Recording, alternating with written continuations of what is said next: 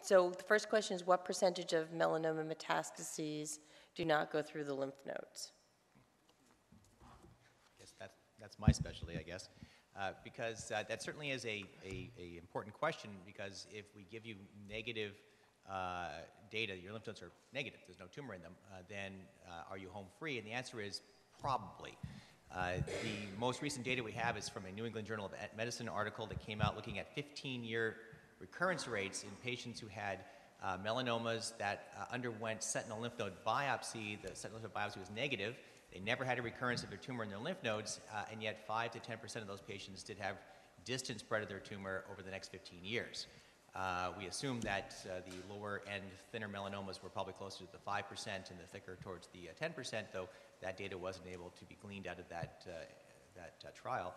This is the newest data we have, because remember, we've only been doing this lymph node mapping technique for about 15 years now, 16 years, and so that's the best data we have. So it is a percentage. It's probably somewhere less than 10%, maybe less than 5% for the thinner melanomas. Okay, the next question is, should all melanoma patients have a PET scan? Meet the hard ones. Well, my patients will know that I'm no big fan of PET scans, so I guess that's why this was shuttled over to me. I think that there are some people who need to have PET scans, but let's just go through for a second what the difference between a PET scan and a CAT scan is. A CAT scan is a series of x-rays that is usually taken from the shoulders down to the hips and shows you in very good detail what things are in the right place and what things might not be in the right place. And so the resolution, the quality of the pictures is very, very high. But CAT scans don't give you any functional information. They don't tell you whether, if you have a little nodule in your lung, whether it's benign or malignant. The only thing that really can tell you that is if a biopsy were done. A PET scan, on the other hand, uses the same sort of x-rays, not as clear a picture, but also gives you some radioactive sugar at the same time. And the radioactive sugar tells you where, if there is an abnormality on the pictures, whether it's using more sugar than the normal body parts. And so it gives you a little bit more of a clue whether something is, possibly bad or not, but not definitive. The difficulty that I have with PET scans is that they can light up or show these spots for reasons other than cancer. Infections, trauma can all show up as hot spots on PET scans. So I think they have to be used judiciously. I don't think that everybody with melanoma should have a PET scan. And that's from the people who have advanced melanoma, stage 4 disease, and following them there. It's much more controversial when you have early melanomas, that either primary tumors or even very early lymph node metastases. How do you follow a person and how do you keep an eye on things? PET scans are difficult because they are a little bit more difficult on the patient. They take about half a day to get in many cases. You have to stay very, very still. So for whole body PET scans, often you have to be sedated a little bit with Valium or a drug like that. And they come along with a CAT scan that's not quite as high quality as the standard CAT scans we get. It's hard to give you that much radiation and get such fine cuts with the CAT scans and then also get the PET scan radiation.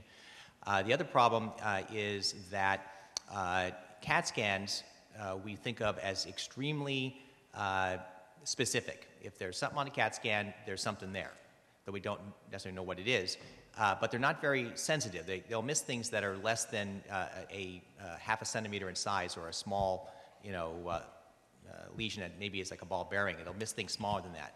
But things bigger than that, it'll pick up in most cases in the major organs of your body.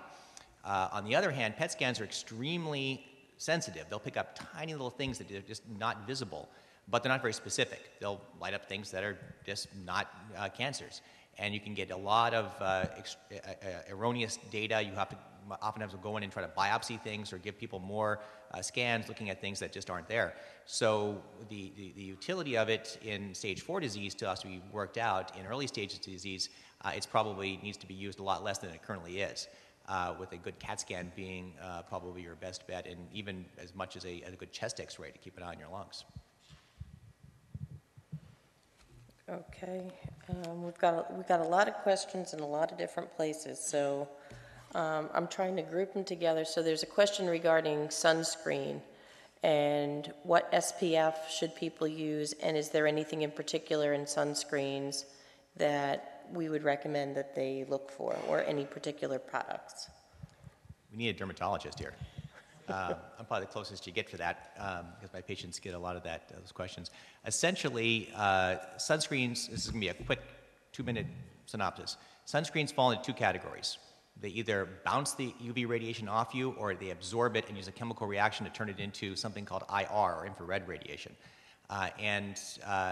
These 2 different kinds of sunscreens are usually mixed into current products. They're actually invented by Johnson & Johnson in 1958, right up there in New Brunswick, right across from our hospital, so we know quite a bit about them. SPF was invented by Johnson & Johnson as well. It's not a federal screening method.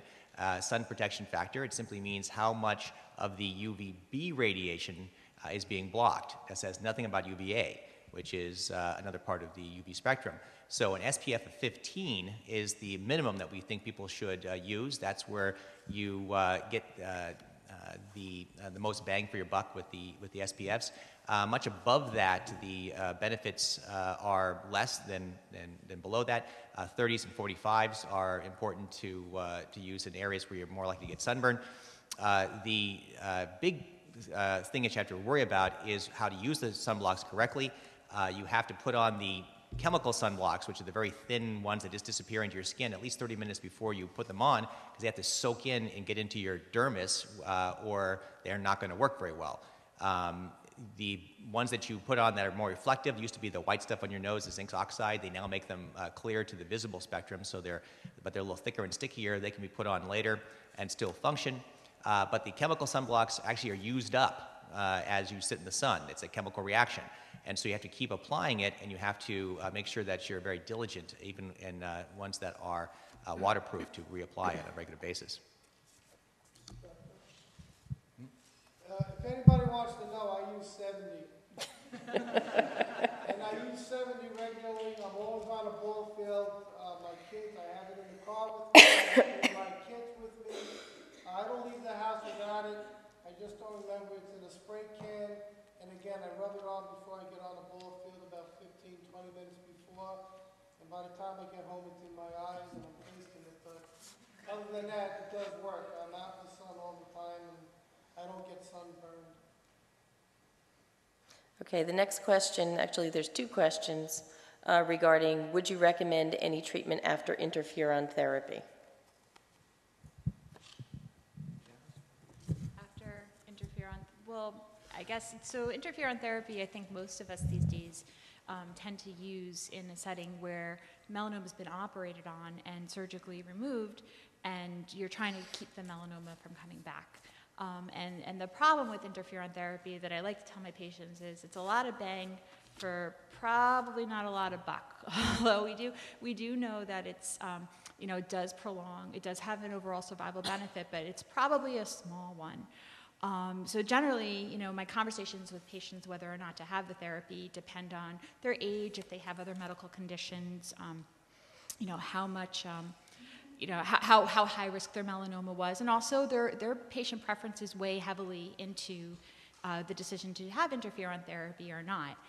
Now, in terms of what comes after interferon, so the alternative to interferon is actually to participate in a clinical trial, and I do actually encourage that quite a bit, because I think we recognize that while interferon probably does do something, the benefit's small. In terms of after interferon for patients, I usually don't do any kind of therapy for patients after they complete a course of interferon if we're trying to keep the disease from coming back, if that's the question.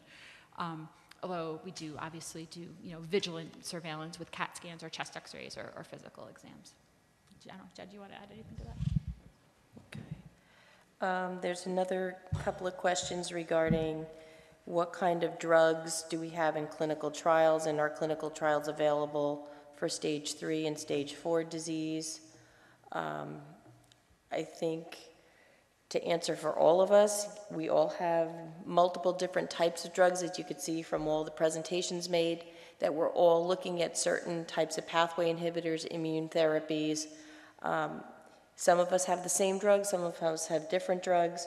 Do we all have trials for stage 3 and stage 4 disease? My answer would be yes. The best way to really find out about clinical trials is to go on to the government website. It's www.clinicaltrials.gov, and all clinical trials for melanoma and the institutions are listed there.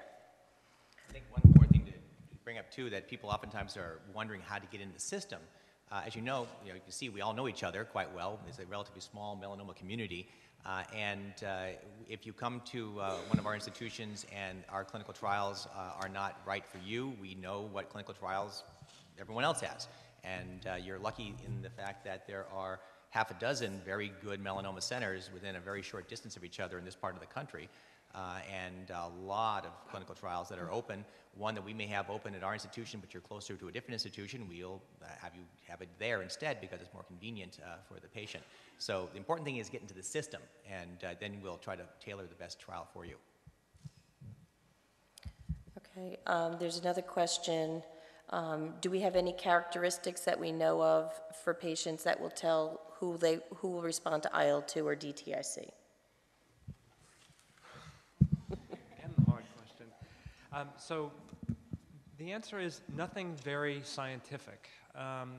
Right now, people who have metastases in the skin or lymph nodes are more likely to respond to just about anything, whether it's IL-2 or dacarbazine. People who have metastases that are only in the lungs are also more likely to respond than people who have metastases elsewhere, the liver, the bone, the brain, etc. With that said, those are pretty broad generalizations, and we've seen, errors if you assume in either direction. So we've seen people with disease in those areas that doesn't respond, and we've seen people with disease in other parts of the body that do respond. So this isn't necessarily as black and white as we want it to be. Dr. Kaufman, who actually used to help organize this seminar, did some work looking at some molecular markers of people who are more likely to respond to IL-2, and there are some characteristics in the tumor itself that may be useful in selecting people who are more likely to respond, but I think that that's still too early to use for any kind of actual clinical selection and decision making. Okay. With respect to the 70% response rate for PLX 4032, how long does the response last? I'm not sure we have the answer to that question yet. But yeah, no, I know the median progression-free survival was 8.5 months. That was quoted previously, but I don't think that the final answer is out yet. And then with IPI or ipilimumab, how long is the median response rate? Most of the people who respond to ipilimumab are still responding. Not everybody, but the responses are very durable. So, I mean, you can see Tom is, almost 4 years. There are people out 5 years. I don't think we know, in fact, what the median duration is yet. There's also going to be some data at ASCO presented about the ability of retreating someone with ipilimumab if they do relapse after having a benefit, how that may help to put people back into remission. Okay. Is there a blood test to detect melanoma? No. And believe me, we tried. Right now, we've all tried. Right now, the best bet we have is looking at blood profiles and different levels of different factors within the blood. There's a number of large trials ongoing I think out of MD Anderson has the big one going right now, looking at some of these profiles, but nothing really has panned out yet. Really, it's just physical exam and scans.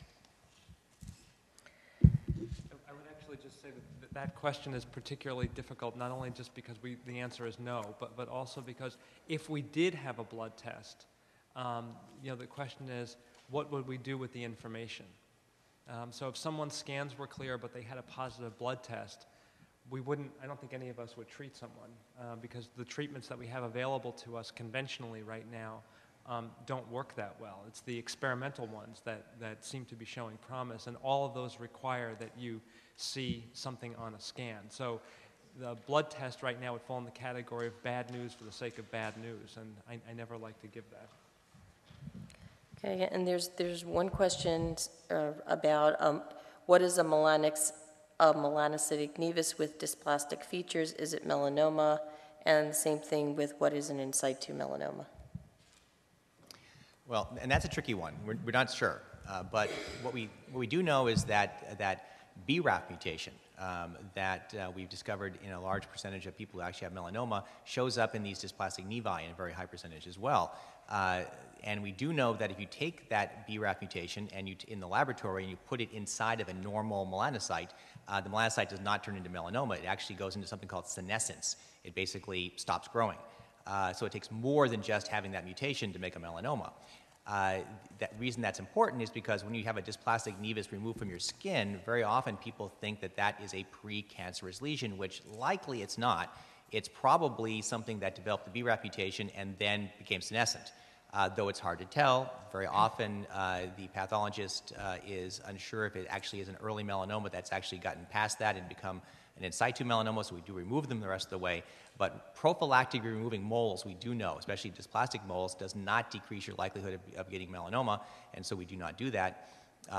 And we also know that many of people who have multiple dysplastic moles have an increased risk of getting melanoma. So it's not obviously the moles that are causing the problem.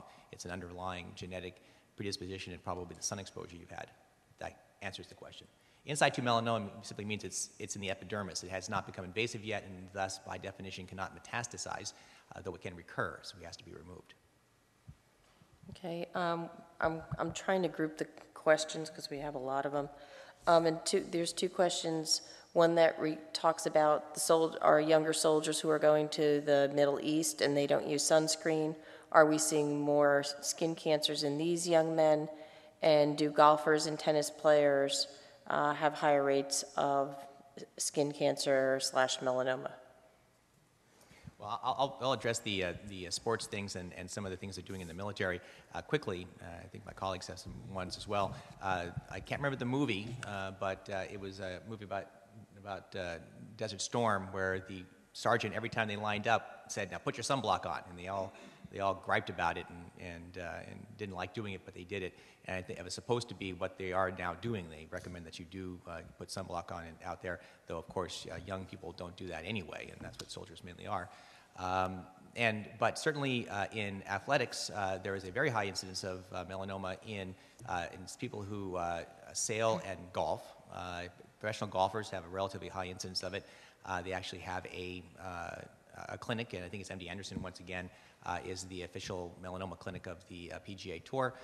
They use a number of clothing lines, including the Solumbra clothing line, that blocks a lot of the sun.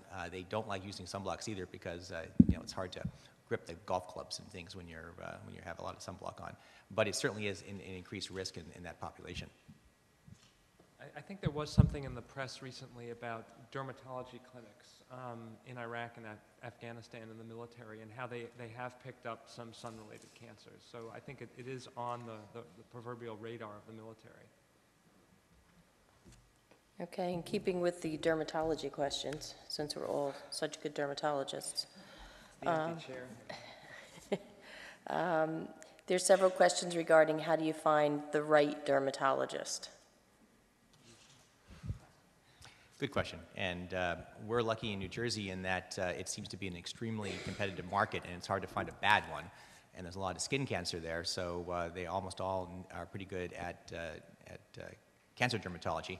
The key thing about dermatology is it changed rapidly, and those people who changed along with it, as melanoma became a huge problem as opposed to a very rare finding, are the ones that you want to see.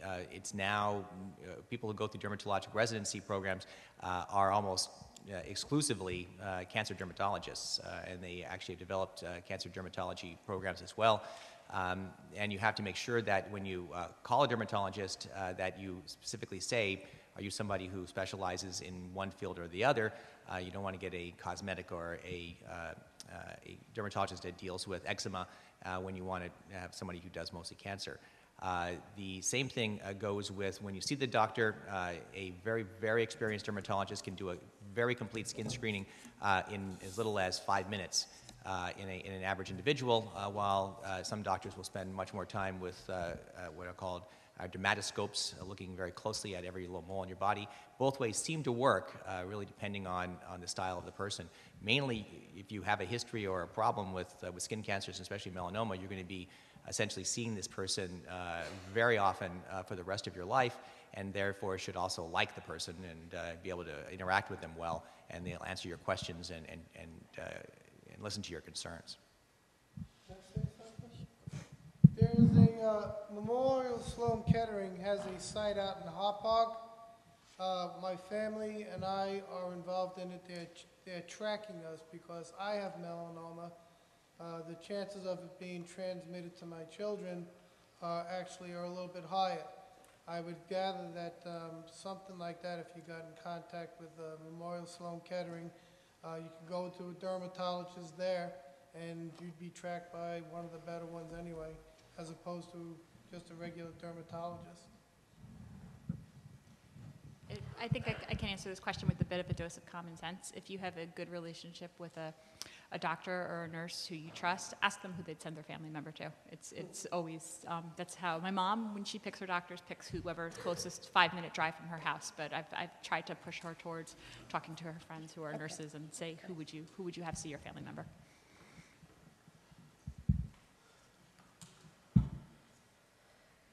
Okay.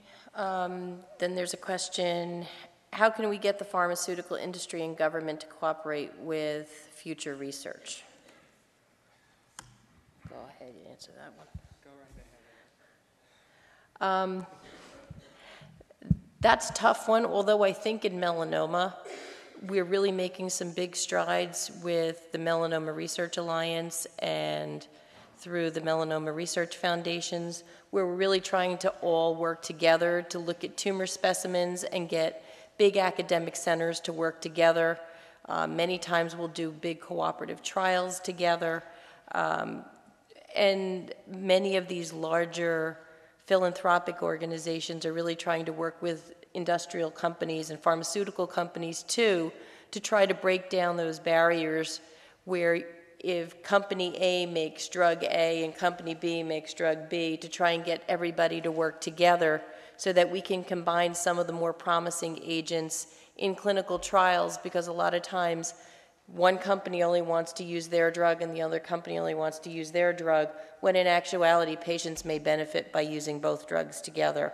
So I think at least in melanoma, because again we're a very small, tight-knit community who's really working to try and improve the science and get the science out to our patients, I think we're making some strides with that respect. Yeah, that's definitely true. In fact, at the ASCO meeting in a few weeks, there's going to be a consortium meeting from the Melanoma Research Foundation, which will plan to bring together different companies to work together to have clinical trials with multiple different drugs. So this is actually happening, which is very good news. Is there a link between melanoma and pancreas cancer or other types of cancer? Melanoma is one of those cancers that's kind of a lone wolf. It sits out there by itself, has very little links to almost any other kind of cancer other than, of course, other skin cancers, basal and squamous cell cancers of the skin, because they're probably caused by sun exposure as well. The one rare exception is they actually discovered one of the BRCA mutations usually cause familial breast cancers. There's I think one of them that actually also predisposes you to pancreatic and cancer and melanoma, but it's a very rare one. Otherwise, there is very little evidence that shows that, especially spontaneous melanomas, are linked to almost any other kind of cancer.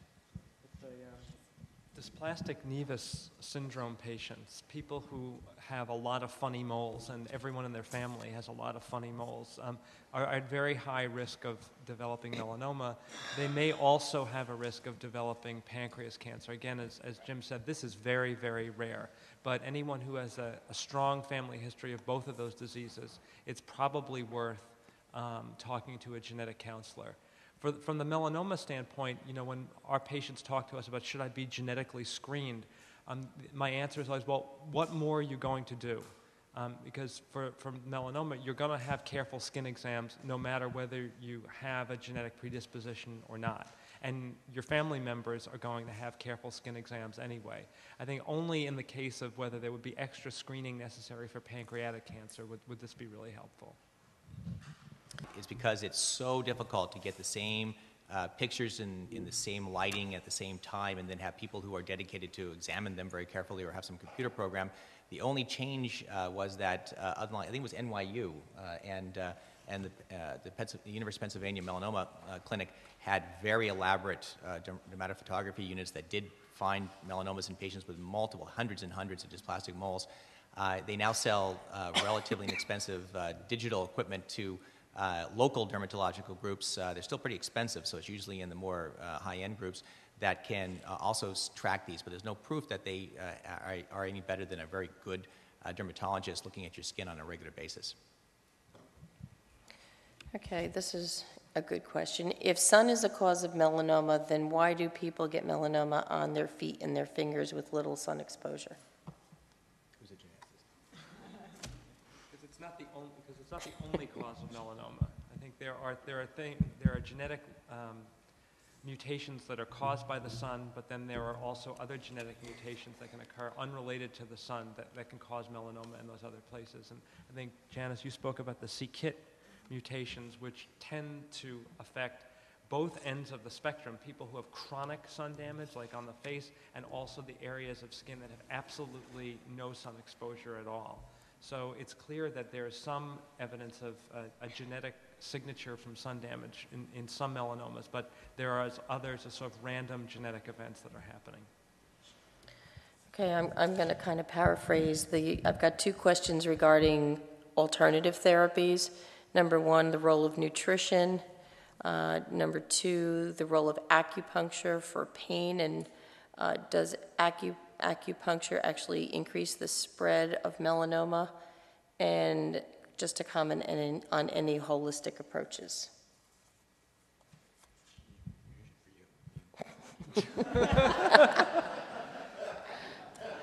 Okay, fine. So I'm just going to tell you all what I tell my patients, which is that there is no special melanoma diet. I think the American Heart Association has it right. Just balanced meals, things in moderation. There was some data from MD Anderson about curcumin and its anti-melanoma effect a few years ago. I mean, if you like Indian food, that's great. Go and eat that. But I think that a lot of this is still, not quite ready, for scientific scrutiny. And so my advice is just to, eat a well-balanced diet. In terms of acupuncture, I don't. I mean, in terms of holistic therapies in general, we get questions about this all the time, and which is very hard to answer because we, as physicians, like to see data, and a lot of these trials just don't have data to support them, or these therapies don't have firm data behind them. But we have a wonderful, incredible nutritionist on staff who does meet with our patients, and I know that her approach is kind of what Dr. Wolchok said, which is just to, go more for whole foods. Maybe she's not as big a fan of supplements, but a more of like a Mediterranean whole food diet as just something that's healthy and makes you feel good. And in terms of yoga or acupuncture or whatever, acupuncture I try to stay away from people who are on chemotherapy or things that might affect their immune system when their counts are low. Maybe I'm just being suspicious about that, but in terms of just if something makes you feel good, I really have a firm belief that if you can get your head into a place where you're able just to focus on your health, it does assist you if you're fighting a terrible disease. Okay, another question. Mucosal melanomas, are they different from skin melanomas? Do they respond to immunotherapy? And is there much research being done? So right now the mucosal melanomas are very much being looked at for the KIT inhibitors that Dr. Mehnert spoke about, the imatinib and dasatinib drugs, because they have a very high likelihood of having a KIT mutation. We don't have any firm data yet about the efficacy of immunotherapy on mucosal melanomas. I can't think of a reason why they shouldn't respond, but since those folks have been excluded from many clinical trials that have been done in the name of keeping the population, relatively homogeneous, we don't have enough experience yet. Ocular melanoma really falls into the same category of being a very rare disease where folks are often excluded from clinical trials because it is a different disease than skin melanoma. We have seen some people respond to anti-CTLA-4 with ipilimumab with ocular melanoma. Okay, the next question is about an unknown primary that has metastasized and to other parts of the body. The questions are, how many lymph nodes, if any, should be removed, or should there just be systemic therapy? I think in a quick answer, the answer is if you've got disease outside in multiple other organs, then clearly systemic therapy is indicated unless there's a solitary lesion that can be surgically resected. Yeah, and we see this all the time. Probably, we're a medium-sized melanoma center. We probably see 10 people come in a year that have unknown primary melanoma. Sometimes we can even get a photograph from like the Jersey Shore 5 years ago, and there's the melanoma sitting right there on their chest wall, and now it's not there. And so we do know that they oftentimes have had a primary cutaneous melanoma, but it's kind of a mystery. We're not exactly sure what's going on with these particular diseases. Okay, is there a, quote, blue light in which to see melanoma? Once again, that's one of the interesting things that people are developing.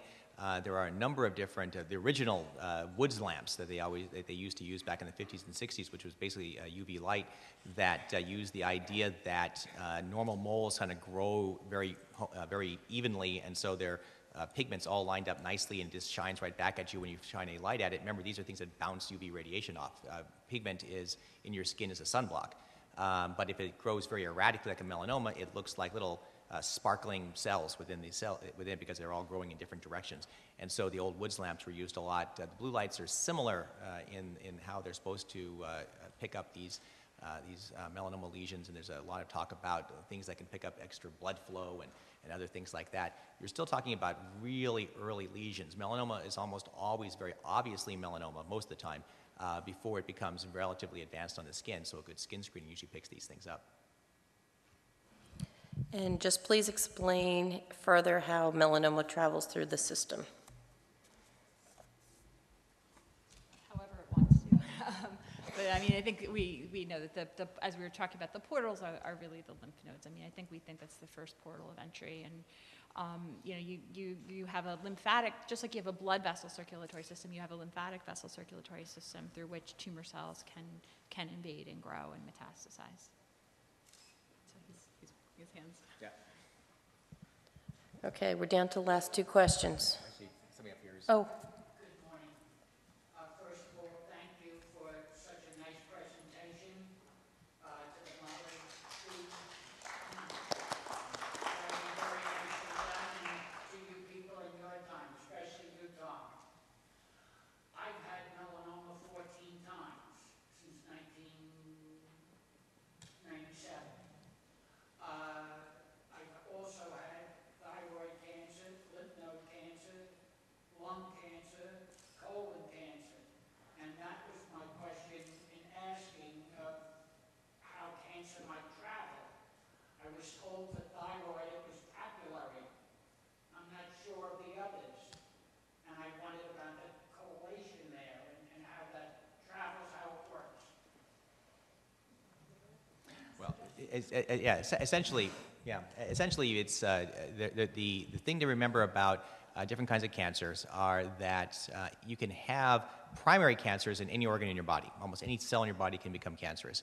Some are more likely to become cancerous than others, like the basal cells of your skin. 1 person in 5 will get a basal cell cancer. They don't metastasize very often, but melanoma is a melanocyte in your skin becoming cancer. If it then grows to the point where it travels through your lymph system into your lymph node, it is then still melanoma in the lymph node. There are lymph node cancers called lymphomas, which are primary cancers of the lymph nodes. And you can have both at either the same time or sequentially, as well as multiple different kinds of cancers. If you do have a lot of different types of cancer, and actually primary colon cancer, a primary lung cancer, a primary bladder cancer, we've seen that before, there are often syndromes that people have to worry about that derange a particular aspect of your body's system, usually a spell-checking gene in your DNA or something like that. But if you have a single thing like a melanoma that spreads all over your body, it's still melanoma, even though it's in other organs, and it can travel, again, through the lymphatic system, it can travel through the skin, directly. It can get into the bloodstream and travel around, and it can get into the brain and then travel through the different parts of the CNS through the cerebrospinal fluid or directly into different tissues in the bloodstream. So cancers can travel in many different ways. We try to catch them before they get to that point, and the sooner we catch them, the better. Okay, there's another statement that says, I've been injecting interferon beta for MS for 14 years. There's a family involvement of melanoma. Could this MS medication be providing, I'm assuming this is going to be an immunoprotection from melanoma?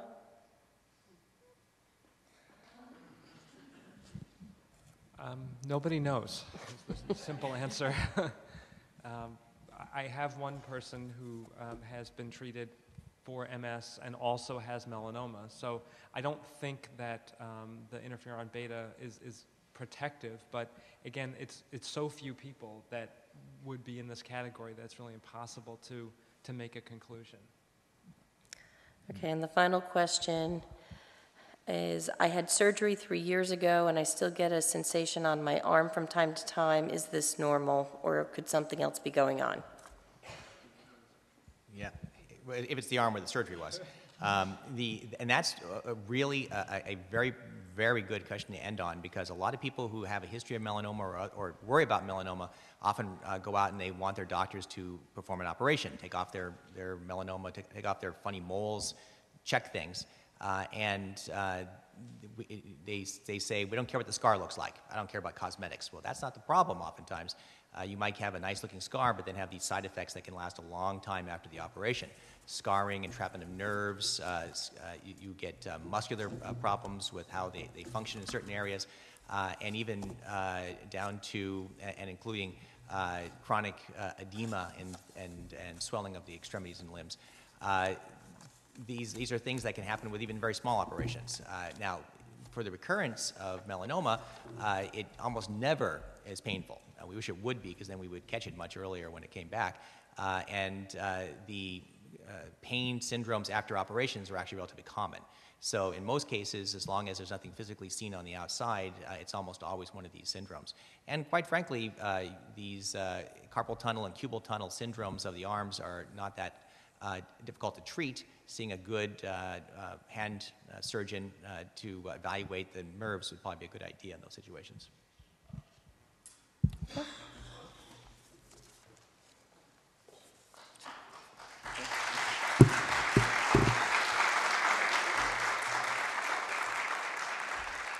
I want to thank Dr. Anna Pavlick for keeping the program on schedule. Once again, I want to thank the doctors for volunteering their time and coming out to Adelphi today.